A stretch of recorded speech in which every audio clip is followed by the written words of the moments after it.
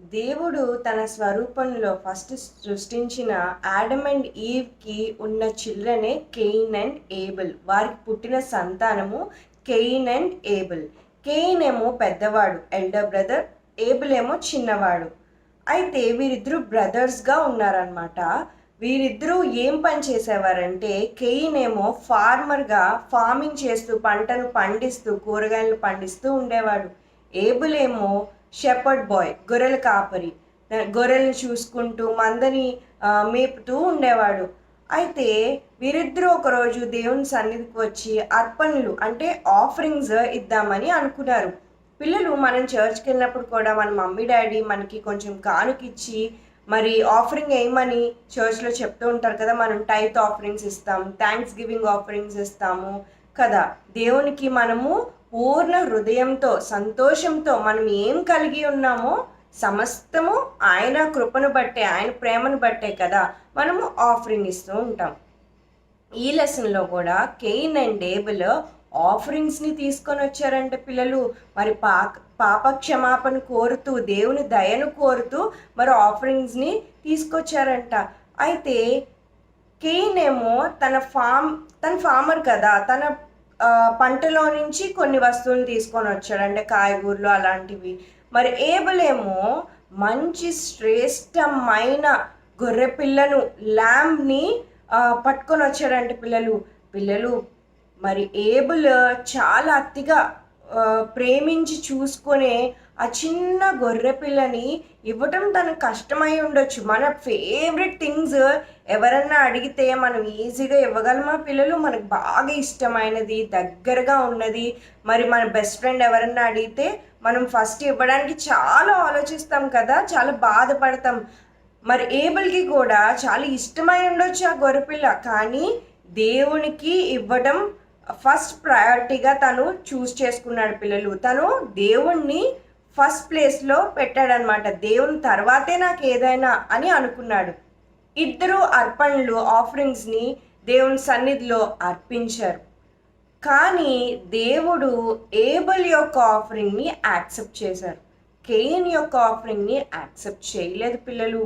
మరి Abel Abel దేవునికి బాగా ఇష్టంగా మారాడనమాట. దేవుడు చాలా ప్లీజింగ్గా మరి అయ్యారనమాట. ఆ యొక్క ఆఫరింగ్ని చూసి, ఏబెల్ యొక్క ఆఫరింగ్ని, తన హృదయాన్ని చూసి God is pleased with Abel's offering. అయితే కయీన్కి ఏమో చాలా కోపం వచ్చింది, చాలా ద్వేషం పుట్టిందనమాట మరి తన యొక్క బ్రదర్ మీద. దేవుడు నా ఆఫరింగ్ని యాక్సెప్ట్ చేయలేదు, ఏబెల్ యొక్క ఆఫరింగ్ని, నా తమ్ముడి యొక్క ఆఫరింగ్ని యాక్సెప్ట్ చేశారు అని చెప్పి ఆ దినం నుంచి చాలా కోపం పెంచుకున్నాడంటే ఏబెల్ మీద. నా తమ్ముడిది యాక్సెప్ట్ చేశారు, నాది యాక్సెప్ట్ చేయలేదు అని చెప్పి తనతో మాట్లాడకుండా, తన దగ్గర ఉండకుండా చాలా కోపాన్ని పెంచుకున్నాడు. తన యొక్క సొంత తమ్ముడి మీద కోపాన్ని పెంచుకున్నాడు. ఆ కోపం ఎలా మారిందంటే, తనకున్న కోపము ద్వేషంగా మారి అసూయ, మరి మొత్తానికి ఎంత కోపం పెంచుకున్నాడంటే పాపం చేసేంతగా, పాపంలో నడిపించేంతగా మరి కెయిన్ యొక్క కోపము మరి అంత దారుణంగా నడిపించింది. కెయిన్ ఏం చేశాడంటే ఒకరోజు ఎవరు లేనప్పుడు పొలంలో మరి ఏబెల్ని చూసి, ఏబెల్ని కొరకు కనిపెట్టి ఏబెల్ని చంపేస్తాడు పిల్లలు. తన యొక్క సొంత బ్రదర్ కదా, మరి ఆ సొంత బ్రదర్ అయినప్పటికీ కూడా మరి కనికరం లేకుండా అంత పాపం చేశాడు కెయిన్. తన హృదయంలో పుట్టిన ఆ కోపము అసూయగా మారి, ఆ అసూయ ద్వేషముగా మారి, ఆ ద్వేషము పాపంలోనికి కెయిన్ని నడిపించింది పిల్లలు. కెయిన్ అనుకున్నాడు, ఎవ్వరూ నన్ను చూడట్లేదు, ఈ పాపం ఎవ్వరికీ తెలియదు అని అనుకున్నాడు. కానీ మన దేవుడు కనుదృష్టి లోకమంతటా సంచరిస్తుంది పిల్లలు.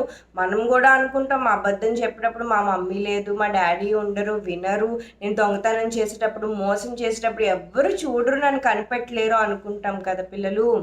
మన దేవుడు ప్రతిదీ గమనిస్తూ ఉంటారు. జీసస్ ఇస్ వాచింగ్ ఎవ్రీథింగ్ పిల్లలు. జాగ్రత్తగా ఉండాలి, పాపము చేయకూడదు. మరి కెయిన్ మరి ఏబుల్ని చంపేసి కామ్గా ఉన్నాడంటే పిల్లలు. కానీ ఎవరు చూశారు? దేవుడు చూశారు కదా. ఒకరోజు దేవుడు కేయిన్ని పిలిచి, కేయిన్, నీ యొక్క బ్రదర్ అయిన ఏబుల్ ఏడి, ఎక్కడా కనిపించట్లేదు అని అడిగినప్పుడు కేయిన్ చాలా ఆరోగెంట్గా, నాకేం తెలుసు, నేనేనా సెక్యూరిటీ గార్డ్నా, నేనేనా కాపలా కాస్తున్నానా, నా తమ్ముడికి నాకు తెలీదు అన్నాడంట. అప్పుడు దేవుడు సమాధానం ఇచ్చారంట కేయిన్కి, నీవు చంపిన నీ యొక్క తమ్ముని రక్తం నాతో మాట్లాడుతుంది, నువ్వు పాపం చేసావు అని చెప్పినప్పుడు కేయిన్ చాలా షాక్ అయిపోతాడంటే పిల్లలు. మరి దేవుడు చూశారు కదా కేయిన్ చేసిన తప్పిదంని. మరి దేవుడు వెంటనే కేయిన్కి మరి పనిష్మెంట్ ఇస్తారంట పిల్లలు, బ్యానిష్ చేస్తారంట అక్కడ ఉన్న ప్లేస్ నుంచి. నువ్వు ఇక్కడి నుంచి వెళ్ళిపోతావు, నీవు చాలా హార్డ్ వర్క్ చేస్తే కానీ నీకు పంటలు పండవు, ఇక్కడ నీకు ప్లేస్ లేదు అని పంపించేస్తారంట, పనిష్మెంట్ ఇస్తారంట. నీవు దేశ దిమ్మర్లాగా అయిపోయి తిరుగులాడుతూ ఉంటావు అని చెప్పినప్పుడు మరి కేయిన్ బాధపడతాడంట, అడుగుతాడంట, నేను శపింపబడిన వాడిని కదా, నన్ను చూసి వేరే వాళ్ళు ఎవరన్నా నన్ను చంపేస్తారేమో అని అన్నప్పుడు దేవుడు ఏం చెప్తారంటే, నిన్ను చంపరు, నిన్ను పనిష్ చేయాలనుకున్న వారికి ఇంకా ఎక్కువ పనిష్మెంట్ వస్తుంది, అంతేగాని నిన్నెవ్వరూ చంపరు అని చెప్తారంట పిల్లలు. మరి దేవుడు కేయిన్ తప్పు చేశాడు, పాపం చేశాడు కదా.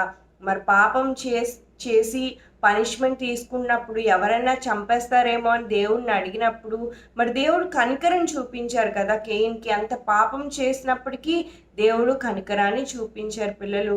ఈ లెసన్లో మనం ఏం తెలుసుకోవాలంటే, ఏం ఆత్మీయ పాఠాన్ని మనం నేర్చుకోవాలంటే పిల్లలు, మనం పాపం చేయకూడదు పిల్లలు. మరి ఈ లెసన్లో కేయిన్కి ఉన్న జెలసీని, ఆ తమ్ముడు మీద ఉన్న జెలసీ ఎలా మారింది? కోపము. ఆ కోపము ద్వేషంగా మారింది. ఆ ద్వేషము పాపం చేసేంతగా నడిపించింది కేయిన్ని. మనకి దేవుడిచ్చిన 10 కమాండ్మెంట్స్లో దేవుడు చెప్పారు పిల్లలు, నరహత్య చెయ్యకూడదు, అది పాపము అని చెప్పారు. మరి చెప్పిన రూల్ని ఎవరు బ్రేక్ చేశారు? కేయిన్ బ్రేక్ చేశాడు, పనిష్మెంట్ తీసుకున్నారు కదా పిల్లలు. మనం తప్పు చేస్తే మనకి పనిష్మెంట్ అంటూ వస్తుంది. మనం పనిష్మెంట్ ఇచ్చాక అయ్యో నాకు ఇలాంటి పనిష్మెంట్ వచ్చిందని ఏడుస్తాం, కానీ మనం పాపం చేసే ముందు ఈ తప్పిదం చేయకూడదు, నేను దేవునికి అయిష్టంగా ఈ పని చేస్తున్నాను, దేవుడికి ఇష్టం ఉండదని మనము ఆలోచన చేయం కదా పిల్లలు. ఒకవేళ మీ లైఫ్లో ఇలాంటి సిచ్యువేషన్ వస్తే పిల్లలు దేవుని సహాయం కోరండి, ప్రార్థన చేయండి, ప్రతిదినము ప్రార్థన చేయండి. యేసయ్యా, ఈరోజు కావాల్సిన జ్ఞానం నాకు దయచే ప్రభువా, శోధనలో పడకుండా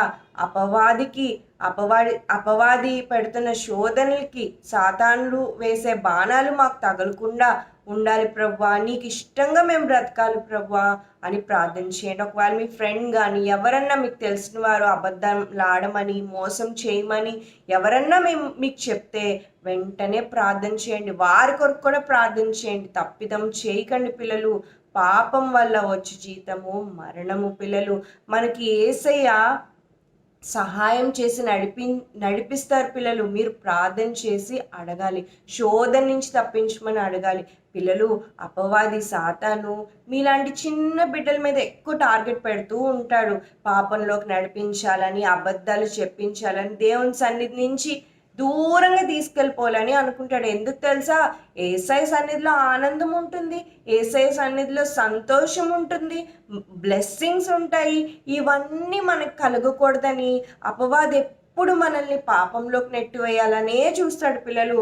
వాడికి మనం ప్లేస్ ఇవ్వకూడదు, వాడి మాటలను మనం వినకూడదు. మనం దేవుని వాక్యం వినాలి, దేవుని వాక్య ప్రకారంగా నడవాలి. ఒకవేళ మీకు ఇలాంటి సిచ్యువేషన్స్ వస్తే పిల్లలు మీరు ప్రార్థన చేసుకోండి, దేవుడు ఖచ్చితంగా మిమ్మల్ని నడిపించి మీకు సహాయం చేస్తారు.